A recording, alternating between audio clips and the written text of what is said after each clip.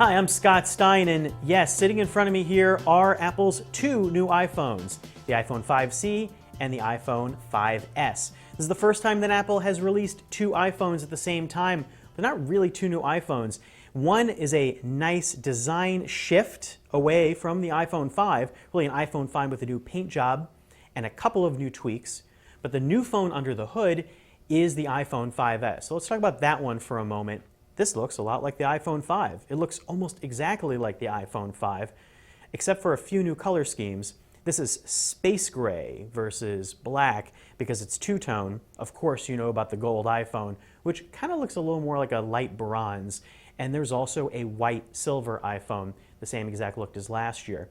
So what's new inside the iPhone 5S? Well, what you're really getting is a brand spanking new A7 processor that's faster and also is 64-bit. Well, what does that mean? It's probably building towards the future of computing more than something you can appreciate right now. There are a lot faster graphics, and it's also got something called an M7 chip that allows for what Apple claims is better motion tracking.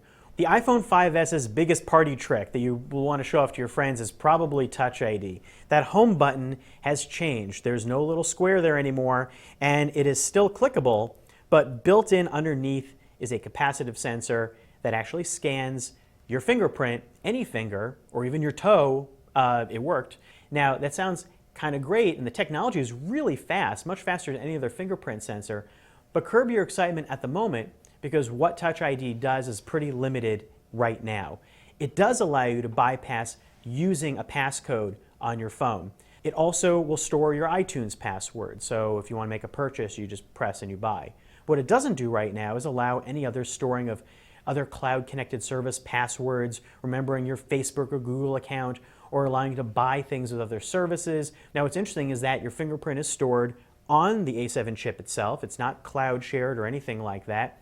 And it will allow you a certain grace period of login attempts, but then it will default to asking you for your passcode if you don't scan enough times correctly, or if you restart your phone. So keep your passcode handy, keep your iTunes account handy. Now, the changes with the camera are multifold. Some of them have to do with the A7 processor, some of them have to do with some changes in the sensor design and the flash. There's a larger sensor, although it's still 8 megapixels. The pixels are actually larger and the aperture is larger. Now that means better light sensitivity, and there's now built-in image stabilization, so there's a little less blur. And the flash is a completely different flash system called True Flash, or two-tone flash, and it has an amber and a white light that it actually pings your environment and provides a complicated mix of up to 1,000 different color tones to fit the moment when you use flash. What it boils down to is that in testing it, flash actually looks a lot better, and in general the clarity and the detail on pictures is a lot better if you blow it up and look at it.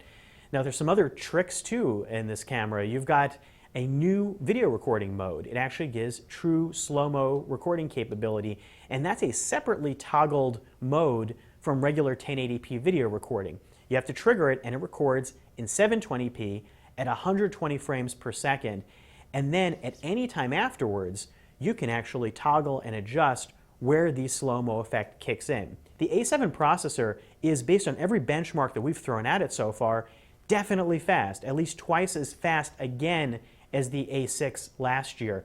But what shows that off? In everyday operations with the current apps that are out there, you may not notice it, but you can definitely expect that there are going to be games coming down the line fast and furious that take advantage of those better graphics. Of course, you're also getting iOS 7 that's pre-installed on the iPhone 5S. What hasn't changed is the screen. It's still a 4-inch 1136 by 640 Retina display, and it still looks great, but it looks exactly like the iPhone 5 before it, and the size is the same. Overall, the battery life also is performing about the equivalent of what the iPhone 5 did. The iPhone 5S just looks a lot like the iPhone 5. It's definitely a better phone, but those improvements are really things you may have to wait for down the line versus stuff you can appreciate right now. If you're waiting for something to show off and get excited about, maybe you wait for a future product. If you have an iPhone 5, maybe you don't need to get the iPhone 5S. But if you've been waiting, or if you really care about camera technology, or you're interested in the idea of a fingerprint sensor, this is a very good time to get aboard. You're basically future-proofing your iPhone. We'll see where that goes. I'm Scott Stein, and that's a look at the new iPhone 5S from Apple.